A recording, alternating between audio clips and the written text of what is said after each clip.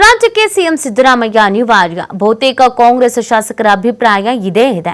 ಮೈಸೂರಿನಲ್ಲಿ MLC doctor Yathindra Siddaramaiah ಈ ಹೇಳಿಕೆ ಕೊಟ್ಟಿರೋದು. ರಾಜಣ್ಣ ಹೇಳಿಕೆ ಸರಿ ಇದೆ ಅಂತ ಸಮ್ಮತಿಯನ್ನು ಸೂಚಿಸಿದ ಯತೀಂದ್ರ, ಪಕ್ಷದಲ್ಲಿ ಮುಖ್ಯಮಂತ್ರಿ ಬದಲಾವಣೆ ಕುರಿತು ಚರ್ಚೆ ಆಗಿಲ್ಲ. ಬದಲಾವಣೆ ವಿಚಾರ ನನಗಾಗ್ಲಿ ತಂದೆಯವರಿಗಾಗ್ಲಿ ಗೊತ್ತೇ ಇಲ್ಲ. ಯಾರೇ ಸಿಎಂ ಆಗಬೇಕಾದ್ರೂ ಹೈಕಮಾಂಡ್ ಒಪ್ಪಿಗೆ ಬೇಕು. ಸಿದ್ದರಾಮಯ್ಯ ಮುಂದುವರಿಬೇಕಾದ್ರೂ ಒಪ್ಪಿಗೆ ಅನಿವಾರ್ಯ.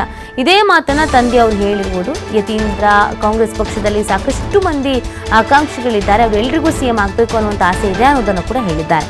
ಅದನ್ನು ನಾವು ತಪ್ಪು ಅಂತ ಹೇಳೋದಕ್ಕೆ ಸಾಧ್ಯ ಇಲ್ಲ ಅನ್ನೋದನ್ನ ಯತೀಂದ್ರ ಅವರು ಹೇಳಿರೋದು. ಈ ಹಿಂದೆ ಯತೀಂದ್ರ ಕೊಟ್ಟಂತ ಒಂದು ಸ್ಟೇಟ್ಮೆಂಟ್ ಸಿಕ್ಕಾಪಟ್ಟೆ ಹಲ್ಚಲ್ ಎಬ್ಬಿಸ್ಬಿಟ್ಟಿತ್ತು. ಇದೀಗ ಸ್ವಲ್ಪ ಅಳಿದು ತೂಗಿ ಮಾತಾಡ್ತಾ ಇದ್ದಂಗೆ ಕಾಣಿಸ್ತಾ ಇದೆ. ತಂದೆಯವರು ಏನು ಹೇಳಿದ್ದಾರೆ ಅನ್ನೋದ್ರ ಬಗ್ಗೆ ಅವರು ಪ್ರತಿಕ್ರಿಯೆ ಕೊಟ್ಟಿರೋದು.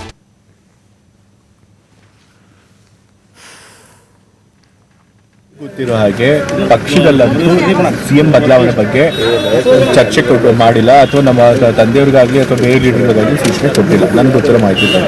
ಸೊ ಹಾಗಾಗಿ ಸದ್ಯದಲ್ಲಿ ಸಿಎಂ ಬದಲಾವಣೆ ಆಗಲ್ಲ ಅನ್ನೋದು ನನ್ನ ನಂಬಿಕೆ. ಸೊ ಅದನ್ನೇ ನನಗೆ ಗೊತ್ತಿರೋ ವಿಚಾರ ಅಷ್ಟೇ ನಾನು ನಿಮಗೆ ಅಫ್ಕೋರ್ಸ್ ಅದು ಬಹಳಷ್ಟು ಕಾಂಗ್ರೆಸ್ ಪಕ್ಷದ ನಾಯಕರು ಮತ್ತು MLAಗಳ ಅಭಿಪ್ರಾಯ ಆಗಿದೆ. ಅದನ್ನೇ ನಾನು ಕೂಡ